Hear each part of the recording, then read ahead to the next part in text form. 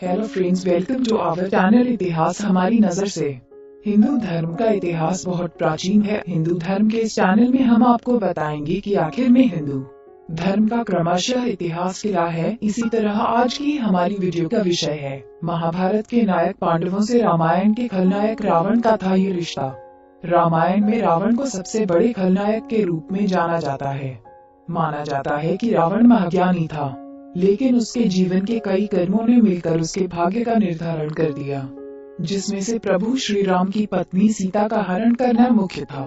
कहा जाता है कि रावण की माँ एक राक्षसी थी और पिता विश्रवा ऋषि थे, इसलिए रावण को जन्म से पंडित माना जाता था, लेकिन कर्म से रावण को असुर माना जाता है। एक पौराणिक कथा अनुसार लंकापति रावण ने अपनी शक्ति का विस्तार करने के लिए ऋषि मुनियों के आश्रम में जाकर विनाशलीला रची थी, जिसमें उसने अपनी सेना के साथ मिलकर असंख्य ऋषि मुनियों को मारकर उनके शरीर से रक्त की एक एक बूंद निकाल ली थी। उसके कारण सभी ऋषि मुनियों की आत्माओं ने रावण को श्राप दिया था कि उनका अंश उसकी मृत्यु का कारण बनेगा। तब देवी सीता ने भूमि पुत्री के रूप में जन्म लिया, जो कि ऋषियों और रावण की संतान के रूप में जानी जाती है। लेकिन क्या आप जानते हैं कि रावण पांडवों के पूर्वज था? आइए हम बताते हैं आपको कैसे।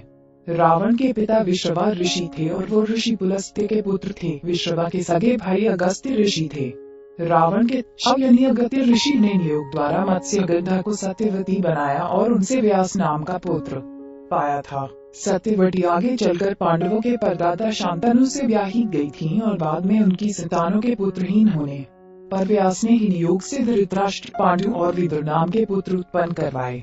उसी पांडु के बेटे थे पांडव। इस प्रकार इस रिश्ते से लंकापति रावण पांडव का पूर्वज था।